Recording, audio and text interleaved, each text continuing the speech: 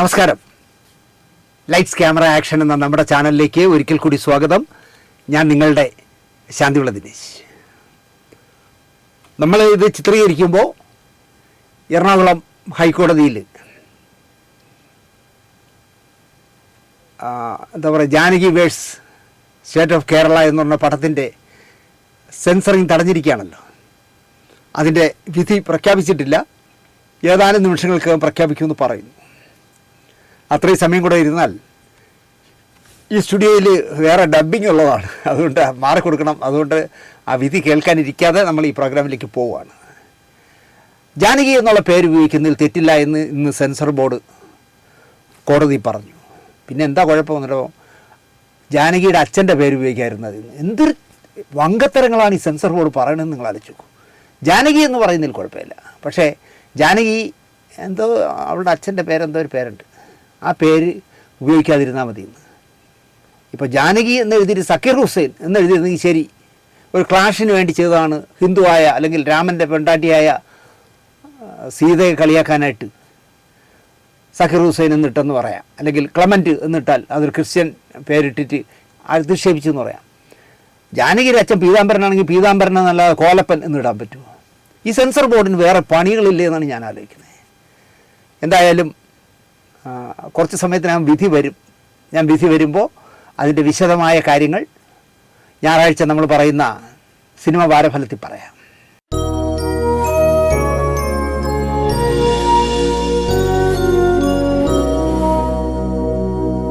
നമസ്കാരം.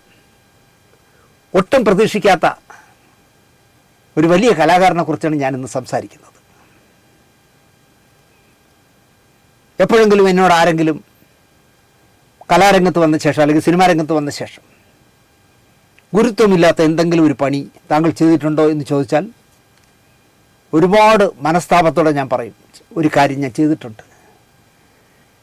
മാക്ടയുടെ ജനറൽ ബോഡിയിൽ രണ്ട് പക്ഷമായി നിന്ന് ചേരിതിരിഞ്ഞ്, അതായത് കാശ് മുടക്കുന്ന നിർമ്മാതാക്കളുടെ കൂടെ വേണം നമ്മൾ നിൽക്കാൻ എന്ന് പറയുന്ന ഒരു ഗ്രൂപ്പും, നടീനടന്മാരുടെ എർത്തായി നടക്കണം നമ്മൾ എന്ന് പറയുന്ന പ്രബലമായ ഒരു ഗ്രൂപ്പും. അതിലാണ് വലിയ നടന്മാർ, വലിയ ടെക്നീഷ്യന്മാരെല്ലാം അതിലാണ്, വലിയ സംവിധായകർ, വലിയ ക്യാമറമാന്മാർ, വലിയ തിരക്കഥാകൃത്തുക്കളെല്ലാം ഈ നടന്മാരെ ഒട്ടി നടക്കണം, നടന്മാരെ ഒട്ടി നടക്കണം എന്നുള്ള പക്ഷത്ത്. ഇപ്പുറത്ത് ചെറിയ വിഭാഗമേ ഉള്ളൂ, ചുവരുണ്ടെങ്കിലേ ചിത്രം വരയ്ക്കാൻ പറ്റൂ, നമ്മൾ പൈസ മുടക്കുന്നവൻ്റെ കൂടെ നിൽക്കണം. ആ പക്ഷത്താണ് ഞാനും നിന്നിരുന്നത്. ജനറൽ ബോഡി ഒരു ഘട്ടം കഴിഞ്ഞ് വഷളാവുന്നു എന്ന് കണ്ടപ്പോൾ അധ്യക്ഷത വഹിച്ച എസ്.എൽ. പുരം സദാനന്ദ സാറ് യോഗം പിരിച്ചുവിടുന്നു എന്ന് പറഞ്ഞിട്ട് എണീറ്റു. അങ്ങനെയായിരുന്നു അധ്യക്ഷൻ. ഫാസിലിൻ്റെ കൂടെയാണ് വന്നത് അദ്ദേഹം. യോഗം പിരിച്ചുവിടുന്നു എന്ന് പറഞ്ഞപ്പോൾ അന്നത്തെ ചോരത്തിളപ്പിൽ വിവരമില്ലായ്മ കൊണ്ട് ഞാൻ ചെയ്തതാണ്. ഞാൻ ചാടി ഡൈസ് കയറിയിട്ട് എസ്.എൽ. പുരം സദാനന്ദ സാറിനെ പിടിച്ചിരുത്തി. ഞാൻ പറഞ്ഞു, അങ്ങനെ പോകാൻ പറ്റില്ല, നിങ്ങൾക്ക് ആലപ്പുഴയിൽ നിന്ന് വന്നാൽ മതി. ഈ തിരുവനന്തപുരത്ത് നിന്നൊക്കെ ഒരു ജനറൽ ബോഡിക്ക് വന്നിട്ട് ഇനി വേറൊരു ദിവസം ജനറൽ ബോഡി നടത്താമെന്നൊക്കെ പറഞ്ഞ് മാറ്റാൻ പറ്റില്ല, ജനറൽ ബോഡി തീർത്തിട്ട് താങ്കൾ പോയാൽ മതി എന്ന് പറഞ്ഞ് സദാനന്ദ സാറിനെ ബ്ലോക്ക് ചെയ്ത് ഞാൻ. ഇപ്പോൾ എനിക്ക് ആലോചിക്കുമ്പോൾ ഭയങ്കര കുറ്റബോധവും നിരാശയും വിഷമവും ഉണ്ട്. അന്നത്തെ വിവരക്കേടിൽ ചെയ്തതാണ്. ജയസ്വാമിയും ജയസൂര്യയും എൻ്റെ അടുത്ത സുഹൃത്തുക്കളാണ്, അല്ലെങ്കിൽ രണ്ടുപേരും എൻ്റെ അനുജന്മാരാണെന്ന് പറയാം. ജയസൂര്യ അവസാനമായി ദിലീപിനെ വെച്ച് ഒരു സിനിമ ചെയ്തു. ആ സെറ്റിൽ ഞാൻ പോയിരുന്നു. എവിടെ വെച്ച് കണ്ടാലും എന്നോട് വളരെ എന്താ പറയുക, സ്നേഹത്തോടെ പെരുമാറുന്ന, ഇടപെടുന്ന ആളാണ് ജയസൂര്യ സംവിധായകൻ. ജയസോമ, എനിക്ക് ജയസൂര്യയേക്കാൾ സ്വാതന്ത്ര്യമുള്ളത് ജയസോമയോടാണ്. യവനിക എന്ന് പറഞ്ഞ സംസ്ഥാന അവാർഡ് നേടിയ സിനിമയ്ക്ക് തിരക്കഥ എഴുതിയത് എസ്.എൽ. പുരം സദാനന്ദ സാറാണ്. അത് നമ്മൾ യവനിക കണ്ടുകൊണ്ടിരുന്നാൽ, അല്ലെങ്കിൽ ഒരു നാടക വണ്ടിയിൽ അല്ലെങ്കിൽ ഒരു നാടക ട്രൂപ്പിൽ എന്തെല്ലാം നടക്കുമെന്ന് അറിയണമെങ്കിൽ അതിൻ്റെ നാടകവുമായി ബന്ധമുള്ള ഒരാൾ എഴുതിയാലേ അത് നന്നാവും. അങ്ങനെ എസ്.എൽ. പുരം സദാനന്ദ സാർ എഴുതിയ സ്ക്രിപ്റ്റിൽ കെ.ജി. ജോർജിൻ്റെ പേര് കൂടി വെച്ചു, അതിൻ്റെ സംവിധായകൻ്റെ പേര് കൂടി തിരക്കഥയിൽ വെച്ചു. സദാനന്ദ സാർ എതിർത്തില്ല. 2 പേർക്ക് സംസ്ഥാന അവാർഡ് കിട്ടി മികച്ച തിരക്കഥയ്ക്ക്. 2 പേര് സ്റ്റേജിൽ കയറി അവാർഡ് വാങ്ങി. എസ്.എൽ. പുരം സദാനന്ദ സാർ മരിച്ച ശേഷം ജോർജ് സാർ ചെയ്ത പണി എന്താണെന്ന് ചോദിച്ചാൽ, അതിൻ്റെ തിരക്കഥ പുസ്തകമാക്കി ഇറക്കിയപ്പോൾ എസ്.എൽ. പുരം സദാനന്ദ സാറിൻ്റെ പേര് വെട്ടിക്കളഞ്ഞു. ഒരിക്കലും ചെയ്യാൻ പാടില്ലാത്തതാണ്. ജോർജ് സാറിനെ പോലൊരു വലിയ മനുഷ്യൻ ചെയ്യാൻ പാടില്ലാത്തതാണ്. എന്തോ അദ്ദേഹം അങ്ങനെ ചെയ്തു കളഞ്ഞു. എന്നിട്ട് അദ്ദേഹം പറഞ്ഞു, കുറച്ച് ഡയലോഗ് എഴുതി എന്നുള്ള, അല്ലാതെ തിരക്കഥയിലൊന്നും ഒരു ബന്ധവുമില്ല എന്നൊക്കെ പറഞ്ഞു. ബന്ധമുണ്ട്. നാടകത്തിലെ ഒരു നടിയെ വിളിക്കാനായി വണ്ടി വന്ന് നിന്നിട്ട് നമ്മുടെ സിനിമയിലൊക്കെ കാണിക്കുന്നത് എങ്ങനെയാണ്? നാടക വണ്ടിയിലേക്ക് നടി കയറി കഴിഞ്ഞാൽ വണ്ടി നേരെ അങ്ങോട്ടേ പോകും. ആ നടിയെ വിളിച്ചിട്ട് അവിടുന്ന് വണ്ടി തിരിച്ച് റിവേഴ്സ് എടുത്ത് തിരിച്ച് ഇങ്ങോട്ട് തന്നെ വന്ന വഴി തന്നെ തിരിച്ചു പോകുന്നതൊക്കെ നമ്മൾ തിരക്കഥ പഠിക്കുന്നവർ യവനികയുടെ തിരക്കഥയൊക്കെ കണ്ട് പഠിക്കണം. അങ്ങനെ ഒരുപാട് മുഹൂർത്തങ്ങൾ നമുക്കതിൽ പറയാൻ കഴിയും.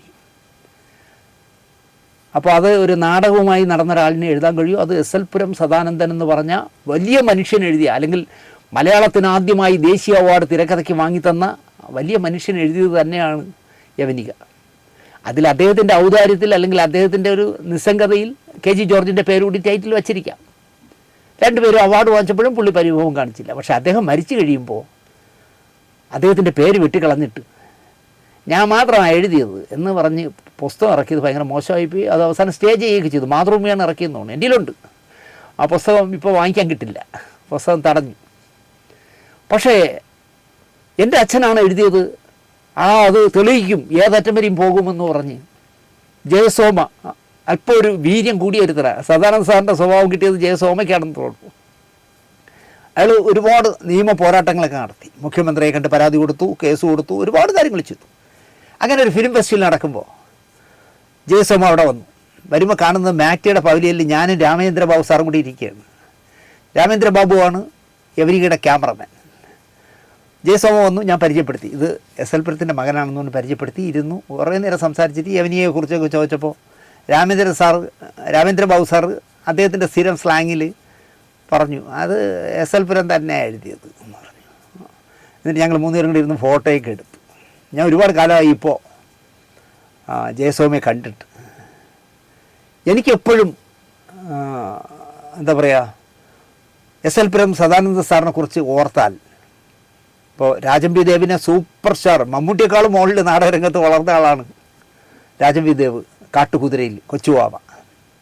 പക്ഷേ എനിക്ക് കാട്ടുകുതിരയോ കല്ലുകൊണ്ടൊരു പെണ്ണോ അതുപോലുള്ള ഒരു പെണ്ണിൻ്റെ കഥയോ അഗ്നിമൃഗമോ അങ്ങനെ ഒരുപാട് പടങ്ങളുണ്ടല്ലോ എസ് എൽ പുരം സദാനന്ദ സാർ എഴുതിയത്. എനിക്ക് അതൊന്നുമല്ല. എനിക്ക് അദ്ദേഹം എഴുതിയ 40ഓളം നാടകമെന്തോ എഴുതി. ആ നാടകത്തിൽ എനിക്ക് ഏറ്റവും ഇഷ്ടമുള്ള പേര് സിംഹം ഉറങ്ങുന്ന കാട് എന്നുള്ള പേരാണ്. ഒരുപാട് അർത്ഥതലങ്ങളുള്ള, ഞാൻ എപ്പോഴും ആലോചിക്കുന്നൊരു പേരാണ്. ഈ മനുഷ്യൻ എങ്ങനെ സിംഹം ഉറങ്ങുന്ന കാട് എന്നിടാൻ കഴിഞ്ഞു? തീർച്ചയായിട്ടും മലയാളത്തിൻ്റെ പ്രതിഭാതനായ അർഹതപ്പെട്ട അംഗീകാരം ഒരു കറകളഞ്ഞ കമ്മ്യൂണിസ്റ്റുകാരനായിട്ട് പോലും, കമ്മ്യൂണിസ്റ്റ് സർക്കാരുകൾ പോലും, ഇപ്പോൾ CPM ഭരിക്കാതെ കോൺഗ്രസ് ഭരിക്കുമ്പോഴും അതിൽ CPI ഉണ്ടായിരുന്നു, അതും കമ്മ്യൂണിസ്റ്റ് പാർട്ടിയാണല്ലോ. അർഹതപ്പെട്ട അംഗീകാരങ്ങൾ നൽകാതെ പോയ ഒരു ഹതഭാഗ്യനാണ്. പക്ഷേ ആരുടെയും മുന്നിൽ അല്ലെങ്കിൽ ആരുടെയും പുറകെ നടന്ന് എനിക്കൊരു അവാർഡ് എന്ന് പറഞ്ഞു അദ്ദേഹം പോയിട്ടില്ല. അതാണ് അദ്ദേഹത്തിൻ്റെ മഹത്വം. എസ് എൽ പുരം എന്നുള്ളൊരു സ്ഥലം, ഒരു ചെറിയ സ്ഥലത്തെ കേരളം മുഴുവൻ അറിയപ്പെടുന്ന രീതിയിലാക്കിയ എസ് എൽ പുരം സദാനന്ദൻ അല്ലെങ്കിൽ സൂര്യസോമ. ഞാൻ ഈ മാക്ടിലെ ഇഷ്യൂ ഒക്കെ കഴിഞ്ഞ് കുറച്ച് കാലം കഴിഞ്ഞപ്പോൾ ക്ലാസിക് കഥകൾ എന്ന് പറഞ്ഞ് 100 എപ്പിസോഡിൽ ഒരു സീരിയൽ ചെയ്യാൻ തീരുമാനിച്ചു. ആ സീരിയലിന് വേണ്ടി ഞാൻ ഒരുപാട് വിഷയങ്ങൾ തേടുന്നതിനിടയിൽ എനിക്ക് പെട്ടെന്ന് സ്ട്രൈക്ക് ചെയ്തു, KS സേതുമാധവൻ സാർ സംവിധാനം ചെയ്ത ഒരു പെണ്ണിൻ്റെ കഥ എന്ന് പറഞ്ഞാൽ ആ സിനിമ എടുത്ത് ചെയ്താൽ നന്നാവും എന്നെനിക്ക് തോന്നി. കാരണം സത്യൻ മാഷ് അവതരിപ്പിച്ച മാധവൻ തമ്പിയേക്കാൾ സ്കോർ ചെയ്തത് ഷീലാമ്മ അഭിനയിച്ച ഗായത്രി ദേവിയായിരുന്നു. ഒരു പെണ്ണിൻ്റെ പ്രതികാരം എന്നൊക്കെ പറഞ്ഞാൽ ഞാൻ എപ്പോഴും പറയും അത് ഒരു പെണ്ണിൻ്റെ കഥയാണെന്ന്. അത് പരമ്പരയാക്കിയാൽ വലിയ വിജയമാകാം, ശ്രദ്ധിക്കപ്പെടാം എന്നെനിക്ക് തോന്നി. പക്ഷേ സത്യമാഷ് ചെയ്ത വേഷമോ ഷീലാമ്മ ചെയ്ത വേഷമോ ആര് ചെയ്യുമെന്ന് ചോദിച്ചാൽ, എന്നിട്ട് ഞാൻ ശാന്തി കൃഷ്ണയോടൊക്കെ ചോദിച്ചു അത് ചെയ്യാമോ എന്ന്. ഞാനങ്ങനെ പരമ്പര ചെയ്യാൻ എല്ലാം തീരുമാനിച്ചിങ്ങനെ ഇരിക്കുമ്പോൾ ഫിലിം ഫെസ്റ്റിവൽ വന്നു. ഞാൻ ഒരിക്കൽ പറഞ്ഞു തോന്നുന്നു, ടാഗോർ തിയേറ്ററിൽ വെച്ച് കലവൂർ രവികുമാറിനെ കണ്ടു. അന്ന് കലവൂർ രവികുമാർ മനോരമയിലെ ഫിക്ഷൻ ഹെഡാണ്. ദിനേശ് ഏത് പുതിയ വർക്ക്? ഞാൻ പുതിയതായിട്ട് ഞാൻ ചെയ്യുന്ന ക്ലാസിക് കഥകളിൽ 100 എപ്പിസോഡ് ഒരു പെണ്ണിൻ്റെ കഥ ചെയ്യുന്നു. എനിക്കിപ്പോഴും ഓർമ്മയുണ്ട് കലവൂർ രവികുമാറിൻ്റെ കട്ടിയുള്ള പിരിയത്തിലൂടെ ആ കണ്ണ് വികസിച്ച് വരുന്നത്. ഒരു പെണ്ണിൻ്റെ കഥയോ? ഞാൻ അതെ, എല്ലാം ആയോ? ഞാൻ ഇല്ല ആയില്ല, എൻ്റെ ചർച്ചകൾ നടക്കുന്നേ ഉള്ളൂ. ദിനേശേ എൻ്റെ റൂമിലേക്ക് പോവാം. ഹൊറൈസണിലാണ് അയാൾ താമസിക്കുന്നത്. ഞാൻ കൂടെ പോയി ഹൊറൈസണിൽ ചെന്ന് ചായയൊക്കെ വരുത്തി കുടിച്ച് ഒരുപാട് ഞങ്ങൾ നല്ല സുഹൃത്തുക്കളാണ്. കേരള ഒന്നിൽ സബ് എഡിറ്ററായിരുന്ന കാലം മുതൽ അല്ലെങ്കിൽ ട്രെയിനി ആയിരുന്ന കാലം മുതൽ എൻ്റെ സുഹൃത്താണ്. പേട്ട റെയിൽവേ സ്റ്റേഷനിലെ ബെഞ്ചിലിരുന്ന് ഞങ്ങൾ ഒരുപാട് കഥകൾ പറഞ്ഞ് അങ്ങോട്ടും ഇങ്ങോട്ടും പറഞ്ഞ് സ്വപ്നം കണ്ടിട്ടുണ്ട്. ദിനേശേ, ഞാനിപ്പോൾ മഴവിൽ മനോരമയുടെ ഹെഡാണല്ലോ, നമുക്ക് ഈ കഥ അവിടെ ചെയ്യാം, വെറുതെ 100 എപ്പിസോഡിൽ നിർത്തരുത്, എനിക്ക് വളരെ ഇഷ്ടപ്പെട്ട സിനിമയാണ്. ഞാൻ പറഞ്ഞ് നടക്കുമോ? പിന്നെന്ത്, എനിക്കൊരു 24 മണിക്കൂർ സമയം എന്താ, ഞാൻ ഇന്ന് രാത്രി പോകും, ഞാൻ നാളെ വിവരം പറയാം, അതുവരെ നീ വേറെ ആർക്കും കൈ കൊടുക്കരുത്. പിറ്റേ ദിവസം രവി എന്നെ വിളിച്ചിട്ട് പറഞ്ഞു, നാളെ ഒന്ന് അരൂർ വരെ വരാമോ, ഞങ്ങളുടെ ഓഫീസിൽ വരാമോ എന്നിട്ട്. ഞാൻ ഫിലിം ഫെസ്റ്റിവൽ അടക്കുമ്പോഴേ, ഒരു ദിവസം സിനിമയ്ക്ക് പോയില്ലൊന്നും കുഴപ്പമൊന്നുമില്ല ദിനേശേ, ബാ എന്ന് പറഞ്ഞു. അങ്ങനെ ഞാൻ പിറ്റേ ദിവസം അവിടെ ചെല്ലുകയും ഒരു പെണ്ണിൻ്റെ കഥയ്ക്ക് വേണ്ടി സംസാരിക്കുകയും അഭിനയിക്കുന്നത് ആര് എന്നൊക്കെ ഉള്ള ഒരു ധാരണയൊക്കെ ഞാൻ പറഞ്ഞു കൊടുത്തു. ഇന്ന ആളുകളായിരിക്കും. അപ്പോൾ ഞാൻ വിജയരാഘവനെ അടക്കം വിളിച്ചു. പക്ഷേ സത്യമാഷി ചെയ്ത വേഷമായതുകൊണ്ട് വിജയരാഘവനൊക്കെ കൈ തരാനൊരു മടി. അവസാനം ഞാനൊരു നല്ല സെലക്ഷനൊക്കെ നടത്തി വെച്ചതാണ്. പക്ഷേ നടന്നില്ല. നടക്കാത്ത കാര്യം എന്താണെന്ന് ഞാൻ മുമ്പ് പറഞ്ഞു എന്ന് തോന്നുന്നു. കാരണം ഇത് പ്രൊഡ്യൂസ് ചെയ്യാനിരുന്നത് ബി ഉണ്ണികൃഷ്ണനായിരുന്നു, എൻ്റെ സുഹൃത്ത്, പഴയ സുഹൃത്ത് ഉണ്ണികൃഷ്ണൻ. എല്ലാ ചർച്ചയും കഴിഞ്ഞ് തിരിച്ചു വന്നപ്പോൾ കലൂർ രവിമാർ വിളിച്ചിട്ട് പറയല്ലേ, ദിനേശൻ നമ്മൾ തമ്മിൽ അടുപ്പമുള്ളതുകൊണ്ട് ഞാൻ പറയുകയാണ്, ഈ നമ്മുടെ ജൂഡ് അട്ടിപ്പേറ്റിയും ഉണ്ണികൃഷ്ണനുമായിട്ട് എന്തോ ഒരു കോൾഡ് വാറുണ്ട്, അതുകൊണ്ട് ആ പ്രൊഡ്യൂസറെ മാറ്റിയാലേ നടക്കുള്ളൂ. ഞാൻ മാറ്റാം. ഞാൻ ഉണ്ണിയെ വിളിച്ച് പറഞ്ഞു. അപ്പോൾ ഉണ്ണി പറഞ്ഞു, ദിനേശൻ ഒരു പ്രശ്നമില്ല, എൻ്റെ കൂടെ പഠിച്ച ഗീതാ നായർ എന്ന് പറഞ്ഞ ഒരാളാണ് ഈ ചുങ്കത്ത് ജുവലറിയുടെ അടക്കമുള്ള സ്ഥാപനങ്ങളുടെ പരസ്യ ഏജൻസി, ഗീത ചെയ്യും, നമ്മൾ പറഞ്ഞ ടേംസ് ആൻഡ് കണ്ടീഷനിൽ ഗീത ചെയ്യുന്നുണ്ട്. അങ്ങനെ ഗീതാ നായരുമായിട്ട് സംസാരിച്ചു. അപ്പോൾ ഗീതാ നായർ എന്നോട് പറഞ്ഞു, നമ്മൾ ഇത് ചെയ്യുകയാണെങ്കിൽ ആദ്യത്തെ എപ്പിസോഡ് മുതൽ ഞാനത് ബ്രാൻഡ് ചെയ്യാം, ചുങ്കത്തിനെ കൊണ്ട് ബ്രാൻഡ് ചെയ്യിക്കാം. ഈ വിവരം ഞാൻ അരൂരിൽ ചെന്ന് പറഞ്ഞു. അപ്പോൾ പരസ്യ ഏജൻസിക്കാരി തന്നെ ഇത് ചെയ്യുന്നു, മനോരമയ്ക്ക് തന്നെ ലക്ഷക്കണക്കിന് രൂപയുടെ പരസ്യം കൊടുക്കുന്ന ആളല്ലെന്ന് അവർക്ക് ജൂഡിന് ഭയങ്കര സന്തോഷമായി. അപ്പോൾ ദിനേശേ, അവരോട് ആദ്യ എപ്പിസോഡ് മുതൽ ബ്രാൻഡ് ചെയ്യാമെന്ന് പറയുന്നതിൻ്റെ ഒരു കത്ത് തരുമോ എന്നിട്ട്. ഞാൻ അവിടെ ഇരുന്നുകൊണ്ട് ഗീതാ നായരെ വിളിക്കുകയും അവരപ്പം തന്നെ ഫാക്സ് ചെയ്ത് കൊടുത്തു, മെയിൽ ചെയ്ത് കൊടുത്തു, അടക്കണം ആദ്യ എപ്പിസോഡ് മുതൽ ഞാനാണ് പ്രൊഡ്യൂസ് ചെയ്യുന്നതെങ്കിൽ ഇത് ബ്രാൻഡ് ചെയ്യാം. ഓക്കെ, ഭയങ്കര സന്തോഷമായി. ഞങ്ങളുടെ മാർക്കറ്റിംഗുകാർക്ക് തലവേദന കുറഞ്ഞല്ലോ എന്നൊക്കെ പറഞ്ഞ് ഞാൻ പോന്നു. കുറച്ച് ദിവസം കഴിഞ്ഞപ്പോൾ എന്നെ വിളിക്കുന്നു, ദിനേശ് ഒരു വലിയ പ്രശ്നമുണ്ട്, മനോരമയിൽ ഞങ്ങൾ സിബി ചാവറ എന്ന് പറഞ്ഞ ഇതുപോലെ ഒരു പരസ്യ ഏജൻസി നടത്തുന്ന സിബി ചാവറയ്ക്ക് നമ്മളൊരു സീരിയൽ കൊടുക്കാമെന്ന് പറഞ്ഞ് കുറേ ദിവസമായിട്ട് നടത്തുകയാണ്. ഈ സീരിയൽ സിബി പ്രൊഡ്യൂസ് ചെയ്യട്ടെ. ഞാൻ പറഞ്ഞു അത് നടക്കില്ല. അപ്പോൾ ഈ ചർച്ച ഇങ്ങനെ നടക്കുന്നുണ്ടെങ്കിൽ നിങ്ങൾ വേറെ പ്രൊഡ്യൂസറുണ്ടോ? ഞാൻ പറഞ്ഞു പിന്നെ എൻ്റെ പ്രൊഡ്യൂസറുണ്ട്. ഞാനൊരു ഒരാഴ്ച കഴിയുമ്പോൾ ഒരു പ്രൊഡ്യൂസറായിട്ട് ചെന്ന് ആരെന്നറിയാം, പ്രശസ്ത നിർമ്മാതാവും പ്രൊഡക്ഷൻ കൺട്രോളറും ഒക്കെ ആൽവിൻ ആൻ്റണി കണ്ടപ്പോൾ ജൂഡൊന്ന് ചമ്മി, അല്ലെങ്കിൽ ഒന്ന് ചുരുങ്ങി. ആൻ്റണിയോട് പറയുക, 10-200 എപ്പിസോഡ് വരെ ചെയ്യുമ്പോൾ 10 പൈസ കിട്ടുമെന്ന് വിശ്വസിക്കണ്ട കേട്ടോ ആൻ്റണി, സിനിമ പോലെ അല്ല, അത് കഴിഞ്ഞാൽ നിങ്ങൾക്ക് കിട്ടുമോ ഇല്ലെന്ന് പറയാൻ പറ്റും. അപ്പോൾ 200 എപ്പിസോഡൊക്കെ ചിലപ്പോൾ സ്വന്തം കയ്യിൽ നിന്ന് കാശ് പോവാം. ആൻ്റണി പറഞ്ഞു, ഞങ്ങൾ 10-40 വർഷമായിട്ട് പരിചയമുണ്ട് ഞാനും ദിനേശും, അവനെന്നെ ദ്രോഹിക്കുകയൊന്നുമില്ല, ഞങ്ങൾ ഈ സീരിയൽ നന്നായിട്ട് ചെയ്യാം, 200 കഴിഞ്ഞിട്ട് എനിക്ക് ലാഭം കിട്ടിയാൽ മതി. ഞാനാണ് ഈ സീരിയൽ ചെയ്യുന്നതെങ്കിൽ മദ്രാസിൽ നിന്ന് KS സേതുമാധവൻ സാറ്, ഷീലാമ്മ, ജയഭാരതി അടക്കമുള്ളവരെ എറണാകുളത്ത് കൊണ്ടുവരികയും മമ്മൂട്ടിയെ കൊണ്ട് ഈ സീരിയലിൻ്റെ വിളക്ക് കൊളുത്തൽ നടത്തുകയും ചെയ്യും. അപ്പോൾ വലിയ പബ്ലിസിറ്റി ആവും ഒരു പെണ്ണിൻ്റെ കഥ. അങ്ങനെയൊക്കെ ചെയ്യും ഓക്കെ എന്ന് പറഞ്ഞാൽ എഗ്രിമെൻ്റൊക്കെ വെച്ച് മഴവിൽ മനോരമയിൽ നിന്ന് പുറത്തിറങ്ങി കിഴക്ക് എവിടെ ദിനേശെന്ന് ഞാൻ കിഴക്ക് കാണിച്ചു കൊടുത്തു. കിഴക്കോട്ട് തിരിഞ്ഞ് നിന്ന് ആൽവിൻ ആൻ്റണി എനിക്കൊരു 10,001 രൂപ എടുത്തു തന്നു. ഞാൻ പറഞ്ഞു, ഞാൻ ഇവിടുന്ന് അരൂരിന്ന് ഒരു ലോ ഫ്ലോറിൽ കയറിപ്പോയിക്കോളാം, ഇനി എറണാകുളത്ത് നിന്ന് കറങ്ങുന്നില്ല എന്ന് പറഞ്ഞ് ഞാൻ ഇങ്ങനെ പോന്നു. ഞാൻ ലോ ഫ്ലോറിൽ തിരുവനന്തപുരത്ത് മുമ്പേ കലൂർ രവിമാറിൻ്റെ വിളി വരുന്നു, ദിനേശ് അത് മാറ്റാൻ പറ്റില്ല ദിനേശ്, അത് സിബി ചാവറക്കിനെ കൊടുക്കണം. ഞാൻ പറഞ്ഞു, ഞാൻ 3.5 വയസ്സ് വരെ ഒരാളെ അച്ഛാന്ന് വിളിച്ചുള്ളൂ, നിങ്ങളാദ്യം ഉണ്ണികൃഷ്ണനെ മാറ്റി, ഗീതാ നായരെ മാറ്റി, ഇപ്പോൾ ആൻ്റണി ആയപ്പോൾ ആൻ്റണിക്ക് എഗ്രിമെൻറ്റും വെച്ച ശേഷം ആൻ്റണിയും മാറ്റുന്നു, അത് നടക്കില്ല. അല്ല ദിനേശ് ഒന്ന് ആലോചിക്കുക, നമുക്ക് ഈ പ്രോജക്റ്റല്ലേ നടക്കേണ്ടതെന്നൊക്കെ പറഞ്ഞ് കുറേ ഡയലോഗ് അടിച്ചു. കുറേ കഴിയുമ്പോൾ സിബി ചാവറ വിളിക്കുന്നു. സിബി ചാവറ വിളിച്ചിട്ട് ദിനേശ് ചേട്ടാ മറ്റാണ് മറിച്ചാണ് ഞാൻ പറഞ്ഞു, 10-40 സീരിയൽ പ്രൊഡ്യൂസ് ചെയ്ത ആളല്ലേ സിബി, നിങ്ങളൊരു സീരിയൽ എന്നെ കൊണ്ട് ചെയ്യിച്ചിട്ടുണ്ടോ? നിങ്ങൾ എങ്ങനെ ജീവിക്കുന്നു ദിനേശ് ചേട്ടാ? നിങ്ങൾക്ക് ജീവിക്കണ്ടേ? ഞാനൊരു സീരിയൽ പ്രൊഡ്യൂസ് ചെയ്യാമെന്ന് നിങ്ങൾ പറഞ്ഞിട്ടുണ്ടോ? ഇല്ലല്ലോ. അതുകൊണ്ട് അത് വേണ്ട എന്ന് പറഞ്ഞു. എന്തിനു പറയണത്, ഇനി അധികം വലിച്ചു കിട്ടണ്ട, ഞാൻ ആ സീരിയൽ ഇനി ചെയ്യുന്നില്ല, മനോരമയിൽ ചെയ്യുന്നില്ല എന്ന് തീരുമാനിച്ച് അവിടെ വെച്ച് വിട്ടു. അങ്ങനെയാണ് ഒരു പെണ്ണിൻ്റെ കഥ പോയത്. അപ്പോൾ ഈ ഒരു പെണ്ണിൻ്റെ കഥയ്ക്ക് വേണ്ടി ഞാൻ സേതുമാധവ് സാറിനെ മദ്രാസ് വിളിച്ചു. ഈ പറഞ്ഞ പോലെ തന്നെ, എന്താ നിങ്ങൾക്ക് ഒരു പെണ്ണിൻ്റെ കഥ സീരിയലാക്കണമെന്ന് തോന്നിയത്? ഞാൻ പറഞ്ഞു, സാർ ആ വിഷയത്തിന് ഇപ്പോഴും ആനുകാലിക പ്രസക്തമായൊരു വിഷയമാണ്. അത് ശരി എന്ന് പറഞ്ഞ് കാര്യങ്ങളൊക്കെ സംസാരിച്ചു. പുള്ളി തരാം എന്ന് പറഞ്ഞു. പിന്നെ ഇതിൻ്റെ ഞാൻ കേട്ടു, സാർ ഇതിൻ്റെ നിർമ്മാതാവായിരുന്നു സാർ. അതറിയില്ലേ? ഞാനില്ല, എൻ്റെ അനുജൻ KSR മൂർത്തിയാണ്, എൻ്റെ റൈറ്റ് അല്ല എൻ്റെ തന്നെ ഉണ്ട്, ദിനേശ് സൗകര്യപൂർവ്വം എന്നെ വിളിച്ചിട്ട് വന്നാൽ മതി. ഞാൻ പോയി കണ്ടു, കാര്യങ്ങളൊക്കെ പറഞ്ഞു, സംസാരിച്ചു, ധാരണയിലെത്തും. എന്തൊരു മാന്യനായ മനുഷ്യനെന്ന് പറയുന്നത് സാർ. അത് കഴിയുമ്പോൾ ഇതിൻ്റെ തിരക്കഥാകൃത്തിൻ്റെ റൈറ്റ് വാങ്ങണമല്ലോ. അപ്പം ഞാൻ എല്ലാം അറിയാമെന്ന് പറഞ്ഞ് നടക്കുന്ന ഞാനൊരു മണ്ടനാണെന്ന് എനിക്ക് മനസ്സിലായത്. ഒരു പെണ്ണിൻ്റെ കഥയുടെ തിരക്കഥ എഴുതിയത് തോപ്പിൽ ഭാസി എന്നാണ് ഞാൻ വിചാരിച്ചിരുന്നത്. ഞാനൊരു ദിവസം തോപ്പിൽ ബാസി സാറിൻ്റെ വീട്ടിൽ വിളിച്ചു. അദ്ദേഹത്തിൻ്റെ ഭാര്യ, അവർക്ക് ഭർത്താവ് ഏതൊക്കെ സിനിമയ്ക്ക് തിരക്കഥ എഴുതിയിട്ടുണ്ടെന്നൊന്നും അറിയില്ല, പാവം. എന്നോട് പറഞ്ഞു, മോനെ ഇത് അദ്ദേഹം എഴുതിയതാണോ ഒന്നും എനിക്കറിയില്ല, നീ എൻ്റെ മകൻ സോമനെ വിളിക്ക്. അപ്പോൾ അഡ്വക്കേറ്റ് സോമൻ, അജയൻ്റെ അനുജൻ, പെരുന്തച്ഛൻ ചെയ്ത അജയൻ്റെ അനിയൻ, അഡ്വക്കേറ്റ് സോമനെ വിളിക്കാൻ പറഞ്ഞു. നമ്പർ തന്നു. ഞാൻ സോമൻ സാറിനെ വിളിച്ചു. അദ്ദേഹത്തിന് ഭയങ്കര സന്തോഷം. അദ്ദേഹമാണ് പറഞ്ഞത്, അയ്യോ അച്ഛനല്ല എഴുതിയത് കേട്ടോ, അത് SL പുരം എഴുതിയതാണ്. ഞാൻ ആയിക്കോട്ടെ ദിനേശ്, എനിക്ക് തിരക്കഥ എഴുതാൻ താല്പര്യമുണ്ട്, ഞാൻ നാടകങ്ങളൊക്കെ എഴുതുന്നുണ്ട്, ഈ ഔദ്യോഗിക തിരക്കിനിടയിലും എനിക്ക് കലാരംഗത്ത് നിൽക്കണമെന്നുണ്ട്, വല്ല സീരിയലോ വല്ലതും എഴുതണമെങ്കിൽ എന്നെ ഓർക്കാം കേട്ടോ എന്നൊക്കെ വളരെ നർമ്മത്തോടെ സംസാരിച്ചു അഡ്വക്കേറ്റ് സോമൻ. ഞാനങ്ങനെ സിംഹം ഉറങ്ങുന്ന കാട്ടിൽ കിടക്കുന്ന, അല്ലെങ്കിൽ കാട്ടിൽ ഉറങ്ങി കിടക്കുന്ന സിംഹത്തിനെ വിളിച്ചു. അപ്പോൾ ഉരുളയ്ക്ക് ഉപ്പേരി പോലെ മറുപടി പറയുന്ന ആളാണ് SL പുരം സദാനന്ദ സാർ. ആ മാറ്റയുടെ ജനറൽ ബോഡിയിൽ എഡിറ്റ് പോകാൻ സമ്മതിക്കാതെ തടഞ്ഞു നിർത്തിയവനാണ് ഈ വിളിക്കുന്ന വിവരദോഷി എന്ന് സാറിന് ഓർമ്മയുണ്ടോ എന്ന് എനിക്കൊരു പേടിയുണ്ട്. എന്താ വരട്ടെ എന്ന് പറഞ്ഞാൽ വിളിച്ചു. മറുതലയ്ക്കൽ സദാനന്ദ സാർ തന്നെ വന്നു. എന്താ, ആരാ എന്ന് ഗാംഭീര്യത്തോടെ ചോദിച്ചു. ശരിക്കും പറഞ്ഞാൽ സിംഹം ഉറങ്ങുന്ന കാട്ടിലെ ആ സിംഹം തന്നെയാണ് സംസാരിക്കുന്നത്. ഞാൻ പേരും വിളിച്ച കാര്യവും പറഞ്ഞു. പരമ്പരകൾക്ക് എന്തിനാ കഥ? ആദ്യം എന്നോട് ചോദിച്ചതാണ്. പരമ്പരകൾക്ക് എന്തിനാ കഥ? കഥ വേണം എന്ന വിശ്വാസക്കാരനാണ് സാർ ഞാൻ. കൊള്ളാം. ഒരു പെണ്ണിൻ്റെ കഥ തിരഞ്ഞെടുക്കാൻ എന്താ കാര്യം? ഇന്നും ആ കഥയ്ക്ക് പ്രസക്തിയുണ്ട് സാർ. 1971 എഴുതിയ കഥയാണ്. അറിയാം സാർ. സേതുവിനോട് സംസാരിച്ചോ?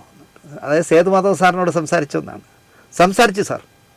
സന്തോഷത്തോടെ എഗ്രിമെൻ്റ് എഴുതി തരാം എന്ന് പറഞ്ഞു.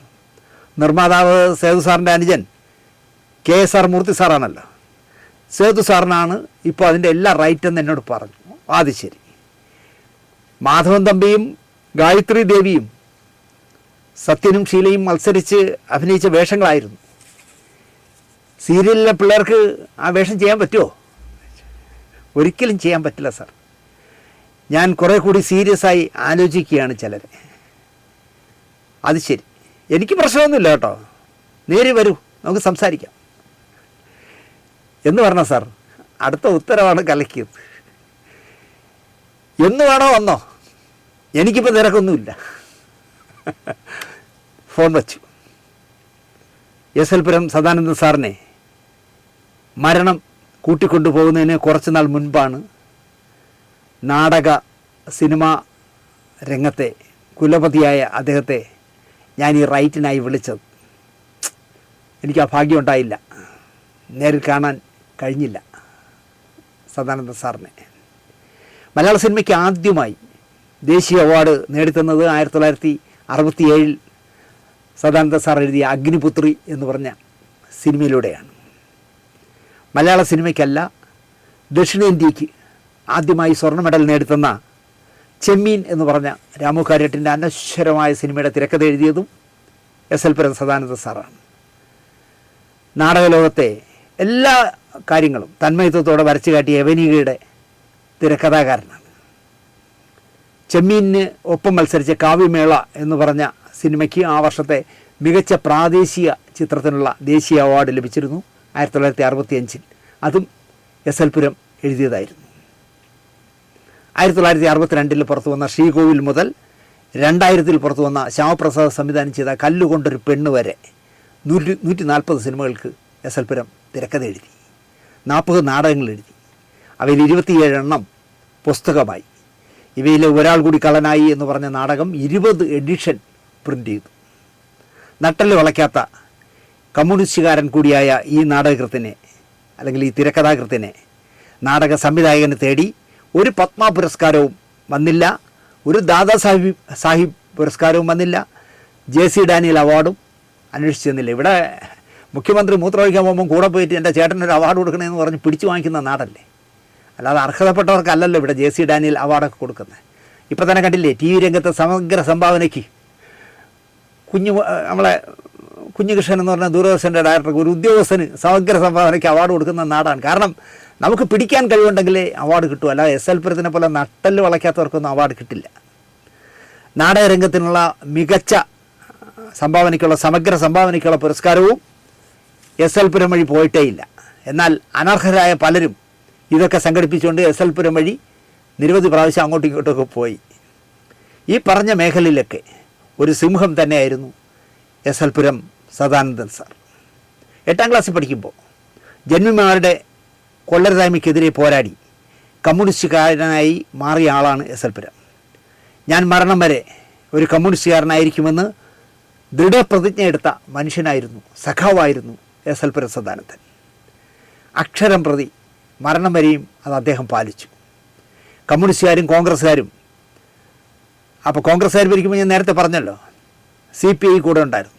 മാറി മാറി അങ്ങനെ CPM CPIയും മാറി മാറി ഭരിച്ചിട്ടും അർഹതപ്പെട്ട ഒരു സ്ഥാനമോ പുരസ്കാരമോ നൽകാതെ ഇരുന്നിട്ടും താൻ പറഞ്ഞ വാക്ക് മാറ്റാതെ കാലയവനികയിൽ മറഞ്ഞ ഒരു അസാധാരണ മനുഷ്യനായിരുന്നു എസ് എൽ പുരം സദാനന്ദൻ. എറണാകുളത്ത് നിന്ന് ചിത്ര പൗർണമി എന്ന് പറഞ്ഞൊരു സിനിമാ വാരിക ഇറക്കിയിരുന്നു. അതൊക്കെ നടത്തി ചില്ലറ കഥ എഴുത്തും നോവൽ എഴുത്തും നീണ്ട കഥ എഴുത്തും വൈകുന്നേരങ്ങളിൽ കൂട്ടുകാരായ ഫെഡറൽ ബാങ്ക് ഉദ്യോഗസ്ഥനായ ജോൺ പോളും നിയമവിദ്യാർത്ഥിയായ നമ്മുടെ സെബാസ്റ്റ്യൻ പോളും ഡിസൈനറൊക്കെ ആയ കിത്തോ, ഈ 3 പേരുടെ സുഹൃത്തായിരുന്നു കലൂരുള്ള ഒരു ഡെന്നീസ്. ഇവർ 4 പേരും കൂടി ശ്രീധർ തിയേറ്ററിൽ ചെന്ന് വിദേശ സിനിമകൾ പതിവായി വൈകുന്നേരങ്ങളിൽ കാണും. എന്നിട്ട് ആ സിനിമയെപ്പറ്റി 4 പേരും കൂടി ഇരുന്ന് ചർച്ച ചെയ്യും. അങ്ങനെ നടക്കുന്ന കാലമായിരുന്നു കലൂർ ഡെന്നീസിൻ്റേത്. ചിത്ര പൗർണമിയിൽ അവളുടെ രാവുകളെപ്പറ്റി ഒരുപാട് എഴുതുകയും അതിനു മുമ്പ് തുടക്കത്തിൽ ഐ.വി. ശശി ആദ്യമായിട്ട് ചെയ്ത ഉത്സവം എന്ന് പറഞ്ഞ പടത്തിൻ്റെ ഡിസൈൻ വെച്ച് ഒരുപാട് മാറ്ററുകൾ എഴുതുകയും അത് വിതരണത്തിനെടുക്കാനുള്ള ഏർപ്പാടുകൾ ചെയ്തു കൊടുക്കുകയൊക്കെ ചെയ്ത കാലം മുതൽ ഐ.വി. ശശിയുമായിട്ടുള്ള നല്ല സൗഹൃദമായിരുന്നു കലൂർ ഡെന്നീസിന്. യാദൃച്ഛികമായി ഐ.വി. ശശിയുടെ ഈ മനോഹര തീരം എന്ന സിനിമയുടെ ജനനത്തിൽ കലൂരാനും ചെറുതല്ലാത്ത ഒരു പങ്കുണ്ടായി. ഈ സിനിമയുടെ ചിത്രീകരണം എറണാകുളം നോർത്ത് പോലീസ് സ്റ്റേഷൻ്റെ പിന്നിലുള്ള വീട്ടിൽ നടക്കുമ്പോൾ സുഹൃത്തായ CC ആൻ്റണി കലൂർ ഡെന്നീസിനെ കാണാൻ വന്നു. തൻ്റെ മുതലാളിയായ പൂർണ്ണശ്രീ കെമിക്കൽസിൻ്റെ തൃപ്പൂണിത്തുറക്കാരൻ രാമഭദ്രൻ തമ്പുരാന് ഐ.വി. ശശിയെ വെച്ച് ഒരു സിനിമ നിർമ്മിക്കണമെന്ന് ആഗ്രഹമുണ്ട്. ഡെന്നീസ് ഐ.വി. ശശിയുമായി ഇക്കാര്യം സംസാരിച്ച് സമ്മതമാണെങ്കിൽ നാളെ രാവിലെ അഡ്വാൻസ് കൊടുക്കാം എന്നായി CC ആൻ്റണി. കലൂരാൻ ഐ.വി. ശശിയോട് സംസാരിച്ചു. 2 സിനിമകൾ ഞാൻ കമ്മിറ്റ് ചെയ്തിട്ടുണ്ട്, സമ്മതമാണെങ്കിൽ 3ാമത്തെ സിനിമയായി നമുക്ക് ചെയ്യാം എന്നായി ഐ.വി. ശശി. പിന്നുള്ള ചർച്ച ചിത്ര പൗർണമിയുടെ ഓഫീസിലായി. ഐ.വി. ശശിക്ക് അഡ്വാൻസ് കൊടുത്തു. കഥ വേണം, തിരക്കഥ വേണം. ചർച്ചകൾ, പലരെ പറ്റിയും ചർച്ചകൾ നടന്നു.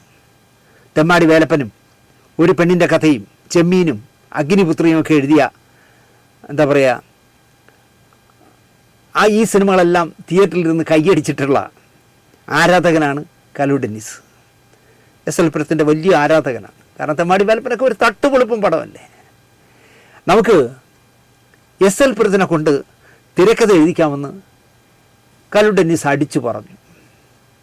ശരി, എസ് എൽ പുരം സദാനന്ദൻ തിരക്കഥ എഴുതട്ടെ, പക്ഷേ കഥ കലൂർ ഡെന്നീസിൻ്റേത് എന്ന് CC ആൻ്റണി തിരിച്ചടിച്ചു പറഞ്ഞു. എൻ്റെ കഥയോ? എൻ്റെ ഏത് കഥ എന്ന് ചോദിച്ചു.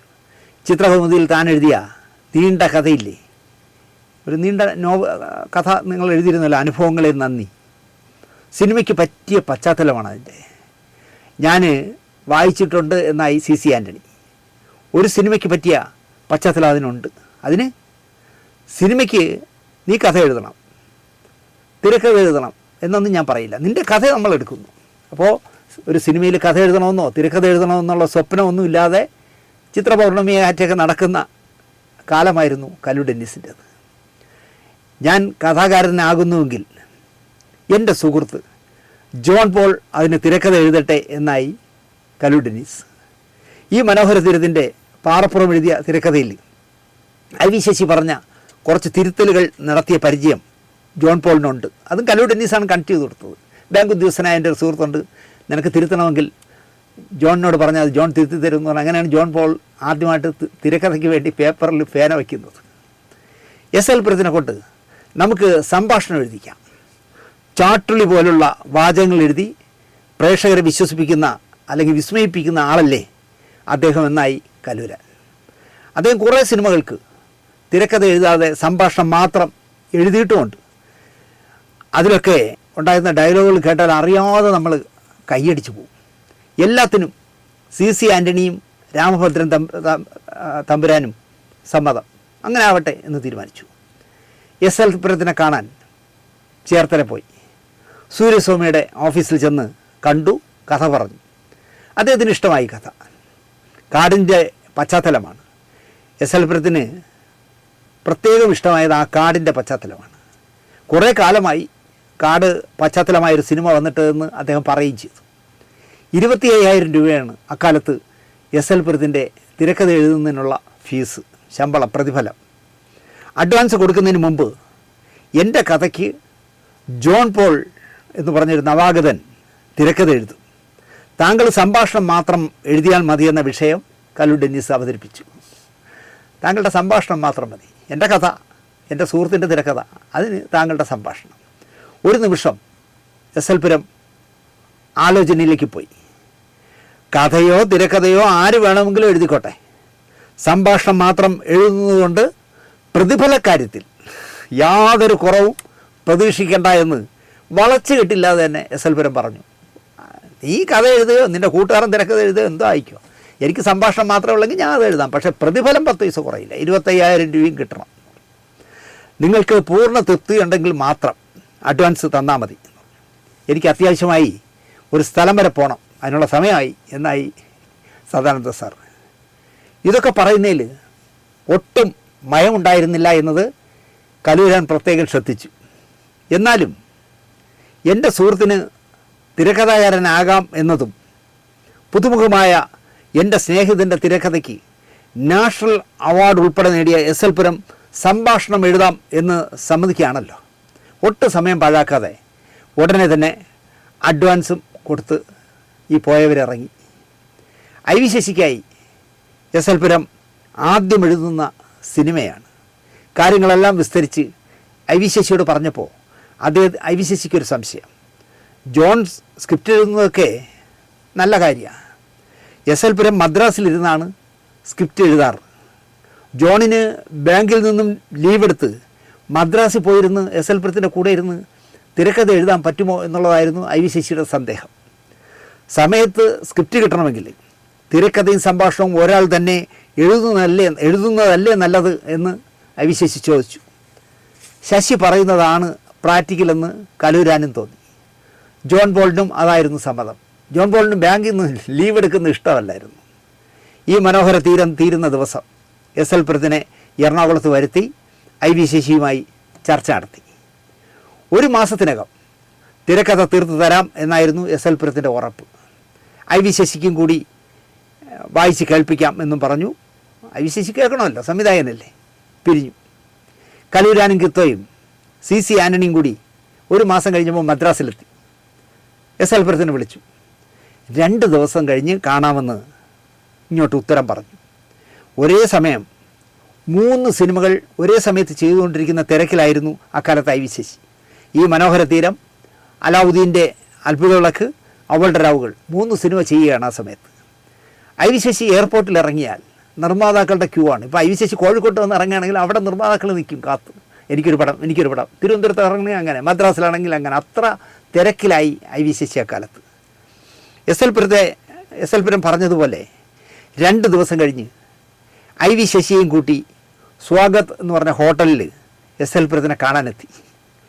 ശശിയെ കണ്ട SL പുരം ശശിയുടെ സിനിമകളുടെ ടേക്കിങ്സിനെ കുറിച്ചൊക്കെ വാചാലമായി സംസാരിച്ചു. ശശിയുടെ തിരക്കിൻ്റെ കാര്യങ്ങളും ചോദിച്ചറിഞ്ഞു. എന്നിട്ട് ലാഘവത്തോടെ പറഞ്ഞു, സ്ക്രിപ്റ്റ് കുറച്ചുകൂടി തീരാനുണ്ട്, 2 ദിവസം കൂടി കഴിഞ്ഞ് നമുക്ക് ഫുൾ സ്ക്രിപ്റ്റ് വായിക്കാം. ഇന്ന് വൈകുന്നേരം കൊച്ചിക്ക് മടങ്ങാൻ ഇരുന്നതാണ് കല്ലു ഡെന്നീസ്, CC ആൻ്റണി. വെറുതെ 2 ദിവസം കൂടി റൂമിൽ കിടക്കണം. പക്ഷേ സ്ക്രിപ്റ്റ് തീർന്നില്ല എന്ന് പറഞ്ഞാൽ എന്ത് പറയാൻ പറ്റും? IV ശശി ഒരു അഭിപ്രായവും പറഞ്ഞില്ല. നിങ്ങൾ വെച്ച തിരക്കഥാകാരനല്ലേ, നിങ്ങൾ എന്ന ലൈനായിരുന്നു IV ശശിക്ക്. 2 ദിവസം കഴിഞ്ഞ് വിളിച്ചപ്പോൾ 2 ദിവസം കൂടി കഴിയട്ടെ എന്നായി SL പുരം.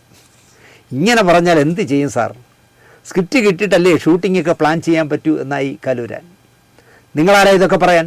ഒട്ടും കല്ലൂരാൻ പ്രതീക്ഷിച്ചില്ല. കല്ലൂരാൻ വെച്ചതാണ് സദാനന്ദ സാറിനെ.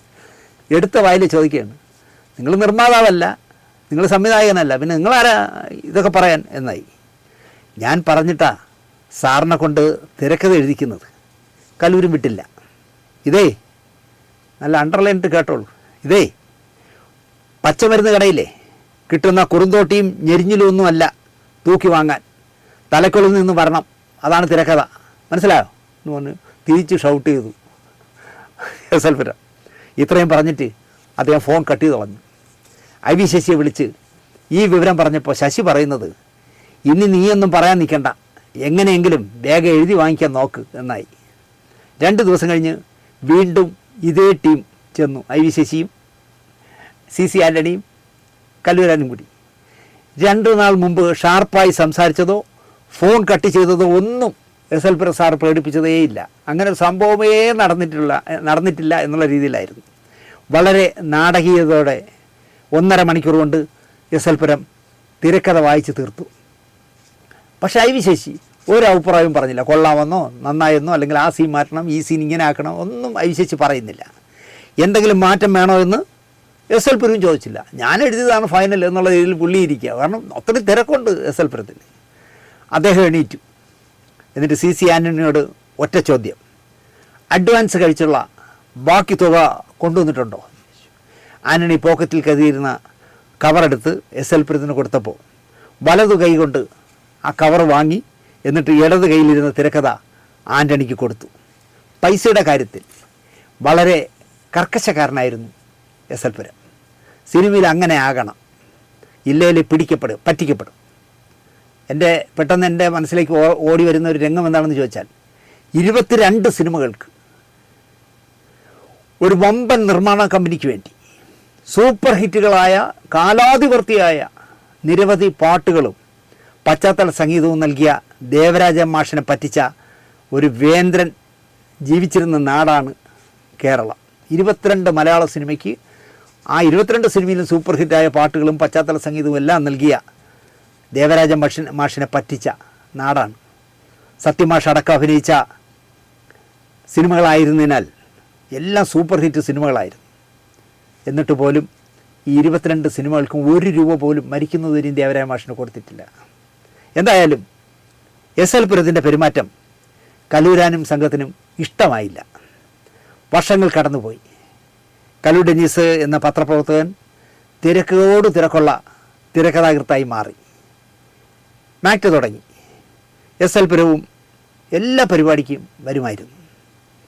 അങ്ങനെ കല്ലൂരാനെ കണ്ടപ്പോൾ എസ്എൽപുരം പറഞ്ഞത്, അന്നത്തെ സംഭവത്തിലെ ഡെന്നീസിനൊക്കെ എന്നോട് നീരസമുണ്ടോ? അപ്പോൾ അദ്ദേഹം മറന്നിട്ടില്ല സംഭവം. ഞാനന്ന് കർക്കശമായി പെരുമാറി പൈസ വാങ്ങിച്ചിട്ട് സ്ക്രിപ്റ്റൊക്കെ തന്നില്ലേ, അതിപ്പോഴും ആ നീരസം മനസ്സിലുണ്ടോ എന്ന് ചോദിച്ചു. കുറച്ച് അഡമൻ്റായിട്ട് നിന്നാലേ സിനിമയിൽ നിന്ന് പിഴയ്ക്കാൻ പറ്റൂ. നിങ്ങളും ഈ ഫീൽഡിൽ ഇപ്പോൾ വന്നിരിക്കുകയാണല്ലോ. കുറച്ച് കഴിയുമ്പോൾ ഞാൻ പറഞ്ഞതിൻ്റെ യാഥാർത്ഥ്യം നിങ്ങൾക്കും മനസ്സിലാവും. അഡമൻ്റായിട്ട് നിൽക്കണം നമ്മൾ പൈസയ്ക്ക്, ഇല്ല എങ്കിൽ നമ്മളെ വഞ്ചിക്കപ്പെടും നമ്മൾ എന്നാണ് അദ്ദേഹം പറയുന്നത്. അന്ന് എസ്എൽപുരം പറഞ്ഞതിൻ്റെ പൊരുൾ കല്ലൂരാന് മനസ്സിലായില്ല. പിന്നീടാണ് അദ്ദേഹം പറഞ്ഞത് എത്ര സത്യമാണെന്ന് കല്ലൂരാന് വർഷങ്ങൾ കഴിഞ്ഞപ്പോഴാണ് കല്ലൂരാന് മനസ്സിലായത്. എങ്ങനെയും സിനിമ നടന്നാൽ മതിയെന്ന് ചിന്തിക്കുന്ന കല്ലൂരാന് ഒരു കെട്ട് വണ്ടിച്ചെക്കുകൾ കൈമുതലായുണ്ട് ഇപ്പോഴും. ഓരോ ചെക്കും മാറാ ചെക്കായി മാറുമ്പോൾ കല്ലൂരാൻ എസ്എൽപുരത്തിൻ്റെ ഡയലോഗ് ഓർക്കും. അടമൻ്റഴി നമ്മൾ നിന്നാലേ നമുക്ക് പിഴയ്ക്കാൻ പറ്റൂ എന്ന ആ വാക്ക് കല്ലൂരാൻ എപ്പോഴും ഓർക്കും. മാക്ട് തുടങ്ങാൻ കാരണക്കാരനായ കല്ലൂരാനെ എസ്എൽപുരം ഹൃദ്യമായി അഭിനന്ദിച്ചു. നിങ്ങളുടെ തീരുമാനത്തെ ഞാൻ അഭിനന്ദിക്കുന്നു. താരാധിപത്യത്തിനെതിരെ ശബ്ദിക്കാൻ എന്നെപ്പോലെയുള്ള ഒരാളും കൂടി ഉണ്ടായല്ലോ എന്നുള്ളതാണ് എനിക്ക് നിങ്ങളോടുള്ള ബഹുമാനമെന്ന് എസ്എൽപുരം കല്ലൂരാനോട് പറഞ്ഞു. ഇതിലപ്പുറം എന്ത് ഭാഗ്യം വേണം കല്ലൂരാന്? സദാനന്ദ സാറിൻ്റെ മുള്ളും മുനയും പരിഹാസവും നിറഞ്ഞ സംസാരം അദ്ദേഹത്തിന് പല ശത്രുക്കളെയും ഉണ്ടാക്കി കൊടുത്തിട്ടുണ്ട്. ആരുടെയും മുഖത്ത് നോക്കി അപ്രിയ സത്യങ്ങൾ ചങ്കൂറ്റത്തോടെ തുറന്നു പറയാൻ ധൈര്യം കാണിക്കുന്നതാണ് അദ്ദേഹത്തെ മറ്റുള്ളവരിൽ നിന്നും വ്യത്യസ്തനാക്കുന്നത് എന്നാണ് കല്ലൂരാൻ എസ്എൽപുരത്തെ പറ്റി പറയുന്ന വിലയിരുത്തൽ. മാക്ടയിൽ ഒരു അടിയന്തര മീറ്റിംഗ്, പറഞ്ഞ് ഉറപ്പിച്ച പ്രതിഫലം നിർമ്മാതാക്കൾ തരാതെ പറ്റിക്കുന്നതിന് എന്ത് പരിഹാരം കാണാം എന്നുള്ളതിനെ പറ്റിയാണ് മീറ്റിംഗ് അടിയന്തരമായി കൂടുകയാണ്. അന്ന് നിർമ്മാതാക്കൾ അല്പം ഒന്ന് മനസ്സ് വെച്ചിരുന്ന ഈ ഫെഫ്ക ഉണ്ടാവില്ലായിരുന്നു. ടെക്നീഷ്യന്മാർക്ക് പൈസ കൊടുക്കാതെ പറ്റിക്കുന്ന നിരന്തരമായി വന്നപ്പോഴാണ് മാറ്റം ഉണ്ടാകുന്നതും എങ്ങനെ നമുക്ക് നടപടിയെടുത്ത് പൈസ വാങ്ങിക്കുക എന്നുള്ള ചർച്ചയാണ്. അടുത്തടുത്താണ് കലൂരാനും എസ് എൽ പുരവും ഇരുന്നത്. കലൂരാൻ ചോദിച്ചു, സാറിൻ്റെ കയ്യിൽ ഒരുപാട് വണ്ടി ചെക്കുകൾ കാണുമോ? അത് കേട്ട എസ് എൽ പുരം എല്ലാം മറന്ന് ഉച്ചത്തിൽ ചിരിച്ചു. എന്നിട്ട് പറഞ്ഞു, ഡെന്നീസേ, ഇന്ന് വരെ എനിക്കാരും ഒരു പൈസയും തരാനില്ല. അധ്വാനത്തിൻ്റെ ഫലം ചൂഷണം ചെയ്യാൻ ഞാൻ ആരെയും അനുവദിക്കില്ല. ഒരു ചെക്ക് പോലും ഇല്ലെന്നാണ് അദ്ദേഹം പറഞ്ഞത്. കമ്മ്യൂണിസ്റ്റ് ആശയം മുറുകെ പിടിച്ച ഒരു വിപ്ലവകാരി ആയതിനാൽ അധ്വാനിക്കുന്നവർ വിയർപ്പിൻ്റെ ഫലം വാങ്ങിയിരിക്കണം എന്ന വിശ്വാസക്കാരനായിരുന്നു എസ് എൽ പുരം. മറ്റൊരു കമ്മ്യൂണിസ്റ്റുകാരനായ സുകുമാരനെ കുറിച്ച് വേണമെങ്കിൽ പറയാം. അദ്ദേഹവും ഈ എസ് എൽ പുരത്തിനെ പോലെ തന്നെ പൈസയുടെ കാര്യത്തിൽ കർക്കശക്കാരനായിരുന്നു. പ്രേം നസീറിനെയും മധുവിനെയും സോമനെയും ഒക്കെ ആർക്കും പറ്റിക്കാം, പക്ഷേ സുകുമാരനെ പറ്റിക്കാനാവില്ല. അവസാന റീൽ ഡബ് ചെയ്യും മുമ്പ് പറഞ്ഞിരുന്ന മുഴുവൻ കാശും കൊടുത്താലേ അദ്ദേഹം അവസാനത്തെ റീലിൽ ശബ്ദം നൽകും. ഇല്ലെങ്കിൽ അദ്ദേഹം പറയും, സംവിധായകനെ കൺസോളിൽ വിളിച്ചിട്ട് പറയും, എനിക്ക് ഒരു കുളിര് പോലെ കേട്ടോ, പനിയുടെ ലക്ഷണമാണോ എന്ന് എനിക്ക് തോന്നുന്നു, നമുക്കിവിടെ വെച്ച് നിർത്താം, ഞാൻ നാളെ വരാം, മരുന്നൊക്കെ കഴിച്ചിട്ട് നാളെയേറ്റ വരാം കേട്ടോ എന്ന് പറഞ്ഞ് അദ്ദേഹം കാറ് കയറും. കാറ് കയറുന്നതിന് മുമ്പ് അവിടെ നിൽക്കുന്ന ആ സിനിമയുമായി ബന്ധപ്പെട്ട ആരാണ് നിൽക്കുന്ന, പ്രൊഡക്ഷൻ എക്സിക്യൂട്ടീവോ കൺട്രോളറോ മാനേജരോ സഹസംവിധായകനോ ആരെങ്കിലും നിൽക്കണമെങ്കിൽ പറയും, പിന്നെ ഞാൻ നാളെ കോഴിക്കോട്ട് പോയാൽ 20 ദിവസം കഴിഞ്ഞേ മടങ്ങി വരും എന്ന് പറഞ്ഞിട്ട് കാറിൽ ഇറങ്ങി പോകും. ഇയാൾ എന്നിട്ട് കയറി പോണതിന് മുമ്പ് പ്രൊഡക്ഷൻ എക്സിക്യൂട്ടീവിനോടോ ആരുടെങ്കിലും പറയും, ഇയാൾ എന്നെ ഒന്ന് വിളിക്കുക കേട്ടോ, ഞാൻ വീട്ടിലെത്തിയിട്ട് എന്നെ ഒന്ന് വിളിക്കും എന്ന് പറയും. പ്രൊഡക്ഷൻ എക്സിക്യൂട്ടീവ് വിളിക്കുമ്പോൾ പറയും, കാശ് റെഡിയാകുമ്പോൾ വിളിക്ക്, ഞാനിവിടെ തന്നെ ഉണ്ട്, അല്ലാതെ ഞാൻ കോഴിക്കോട്ടൊന്നും പോകുന്നില്ല, കാശ് റെഡിയാകുമ്പോൾ വിളിക്കും, എന്നിട്ട് അവസാനം റിലീസ് ചെയ്യുള്ളൂ. അതുകൊണ്ട് തന്നെ സുകുമാരനെയും ആർക്കും പറ്റിക്കാൻ കഴിഞ്ഞിട്ടില്ല. സിംഹം ജനിക്കുന്നത് തന്നെ ജയിക്കാനാണെന്ന് എസ് എൽ പുരം പറയുമായിരുന്നു. അതുകൊണ്ടായിരിക്കണം അദ്ദേഹം സിംഹം ഉറങ്ങുന്ന കാട് എന്ന് തൻ്റെ നാടകത്തിന് പേരിട്ടത്. ഒരുപക്ഷേ അദ്ദേഹം ഒരു സിംഹമായതുകൊണ്ടും ആവാം. ഒരു കൊച്ചു കഥ കൂടി പറഞ്ഞ് ഈ എപ്പിസോഡ് അവസാനിപ്പിക്കാം. വിതുര ബേബി എന്ന് പറഞ്ഞ പ്രശസ്തനായ ഒരു പത്രപ്രവർത്തകനുണ്ടായിരുന്നു, ബേബി സാർ. ഫിലിം ക്രിറ്റിക്സ് അസോസിയേഷനിലൊക്കെ ഉണ്ടായിരുന്ന ആളാണ്. എവിടെ വെച്ച് കണ്ടാലും എൻ്റെ തോളിൽ തട്ടി അഭിനന്ദിക്കുമായിരുന്നു. അദ്ദേഹത്തിൻ്റെ അനുഭവത്തിലുണ്ടായൊരു കഥയാണ്. കൊല്ലം നഗരസഭ അധ്യക്ഷനായിരുന്ന ചന്ദ്രശേഖരൻ വിതുര ബേബിയെ വിളിച്ചിട്ട് വേഗം ആനന്ദവല്ലീശ്വരത്തെ, കൊല്ലത്തെ ആനന്ദവല്ലീശ്വരത്തെ ആഡിറ്റോറിയത്തിൽ എത്താൻ പറയുന്നു. വ്യക്തിജീവിതത്തിൽ രാഷ്ട്രീയത്തിൻ്റെ കരിവാരി തേക്കാൻ നിന്നു കൊടുക്കാത്ത അല്ലെങ്കിൽ മെനക്കെടാത്ത ഒരാളായിരുന്നു ചന്ദ്രശേഖരൻ. അദ്ദേഹം വിളിച്ചപ്പോൾ വിതുര ബേബിക്ക് പോകാതിരിക്കാനായില്ല. അക്കാലത്ത് കൊല്ലം പ്രസ് ക്ലബിൻ്റെ സെക്രട്ടറിയാണ് വിതുര ബേബി. വിതുര ബേബി എത്തുമ്പോൾ ചന്ദ്രശേഖരനും സുഹൃത്തുക്കളായ രാമചന്ദ്രൻ, ശിവദാസ് എന്നിവരും അദ്ദേഹത്തെ കാത്തു നിൽക്കുകയായിരുന്നു. ഒരു അത്യാവശ്യ കാര്യമുണ്ട്, വരൂ എന്ന് പറഞ്ഞ് വിളിച്ച് ആഡിറ്റോറിയത്തിന് അകത്തേക്ക് കൊണ്ടുപോയി. അകത്തേക്ക് കയറുമ്പോൾ സ്റ്റേജിൽ ചുവന്ന കർട്ടൻ, അതിൽ സൂര്യസോമയുടെ എംബ്ലം, KPSCയും കാളിദാസ കലാകേന്ദ്രത്തിനും ഒപ്പം ശ്രദ്ധ നേടിയ എസ് എൽ പുരം സദാനന്ദൻ്റെ സൂര്യസോമ അപ്പോഴേക്കും കേരളം മുഴുവൻ ശ്രദ്ധിക്കപ്പെട്ട നാടക ട്രൂപ്പായി മാറിയിരുന്നു. ആഡിറ്റോറിയത്തിൻ്റെ മുൻനിരയിൽ തലയ്ക്ക് കൈയും കൊടുത്ത് ചിന്താമഗ്നായി എസ് എൽ പുരം സദാനന്ദൻ ഇരിക്കുന്നു. വിതുര ബേബിയുമായി നല്ല സ്നേഹബന്ധമുള്ള ആളാണ് എസ് എൽ പുരം. പക്ഷേ വിതുര ബേബിയെ കണ്ടിട്ട് ഒന്ന് പുഞ്ചിരിക്കാൻ പോലും എസ് എൽ പുരം മെനക്കെട്ടില്ല.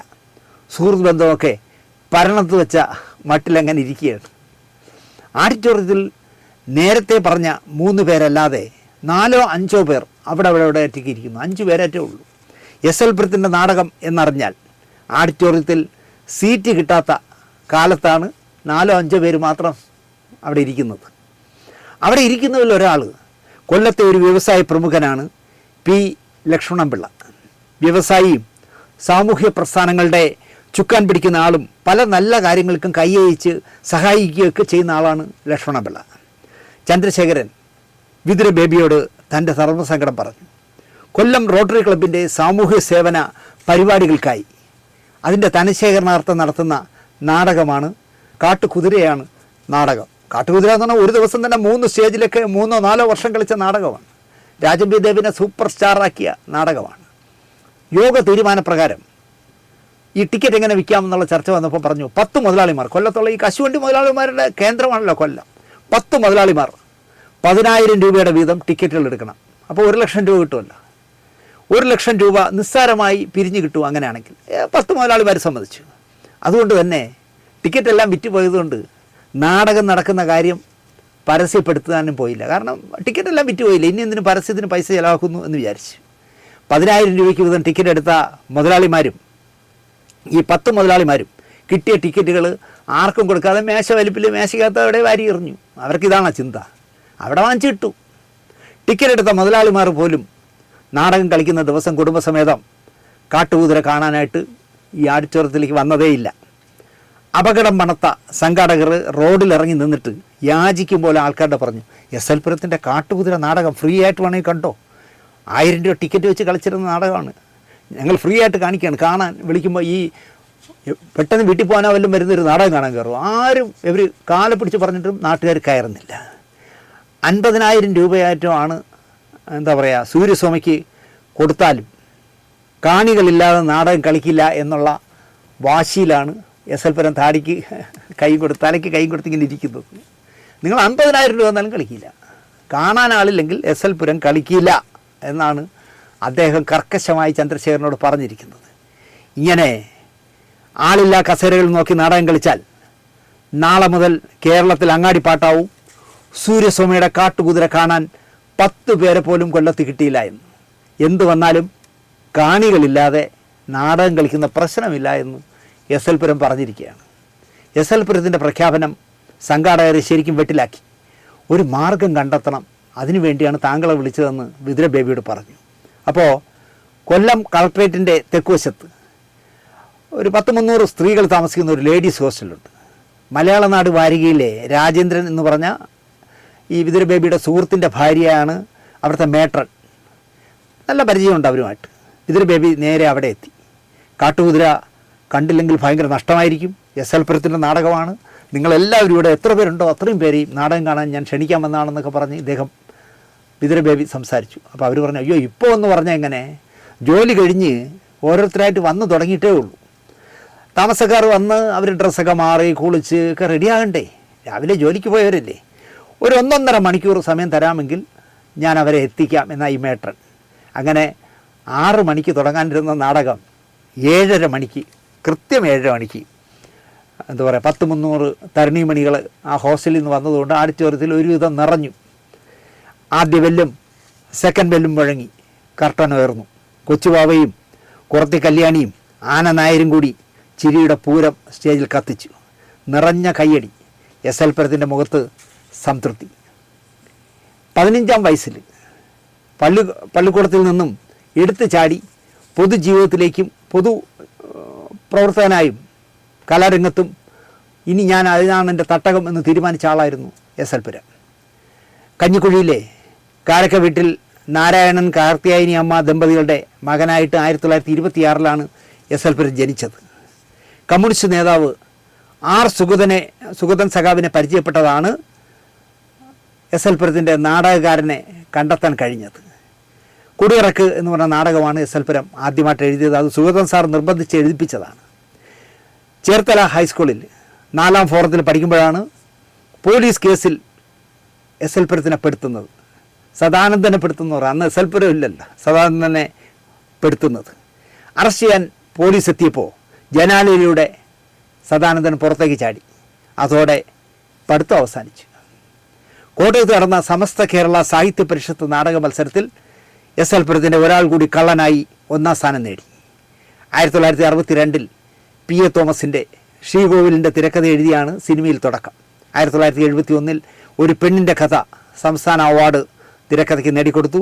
1982 യവനികയും അദ്ദേഹത്തിന് തിരക്കഥയ്ക്കുള്ള അവാർഡ് നേടിക്കൊടുത്തു. 2 നാടകങ്ങൾക്കപ്പുറം, ശ്രദ്ധിച്ച് കേൾക്കണം, 2 നാടകങ്ങൾക്കപ്പുറം 1 വർഷം നാടക രചന നടത്തുന്നവന്മാരെ പിടിച്ച് ജയിലിലിടണം എന്ന് പറഞ്ഞ് വലിയ എന്താ പറയുക വിവാദം ഉണ്ടാക്കിയ ആളാണ് എസ് എൽ പുരം. രണ്ട് നാടകം, അങ്ങേയറ്റം പോയാൽ 2 നാടകം ഒരു വർഷം എഴുതാം. 2 നാടകം കഴിഞ്ഞ് 3ഓ 4ഓ ഒക്കെ എഴുതുന്നവന്മാരെ പിടിച്ച് ജയിലിലിടണം. കാരണം അവന്മാർ ചെയ്യുന്ന ദേശദ്രോഹമാണ് എന്ന് പറഞ്ഞ മഹാനായ നാടകകൃത്താണ് എസ് എൽ പുരം സദാനന്ദ സാർ. ഈ പ്രോഗ്രാമിലൂടെ ഞാൻ തുടക്കത്തിൽ പറഞ്ഞതുപോലെ മാക്ടയുടെ ജനറൽ ബോഡി നടക്കുന്നിടത്ത് എഡിറ്റ് പോകാൻ പോയ എസ് എൽ പുരം സദാനന്ദൻ സാറിനെ തടഞ്ഞ വിവരദോഷിയായ ഞാൻ ഇതാ ഈ ക്യാമറയുടെ മുന്നിൽ നിന്ന് അദ്ദേഹത്തോട് ക്ഷമ പറയുന്നു, മാപ്പ് പറയുന്നു. ചെയ്യാൻ പാടില്ലായിരുന്നു. പക്ഷേ അദ്ദേഹം പ്രതികരിച്ചൊന്നുമില്ല. അദ്ദേഹം അവിടെ ഇരുന്നു. ജനറൽ ബോഡി വീണ്ടും തുടർന്നു. അല്ല, ജനറൽ ബോഡി നിർത്തിപ്പോകാൻ സമ്മതിച്ചില്ല. അന്നത്തെ വിവരക്കേട് കൊണ്ട് ചെയ്തതാണ്.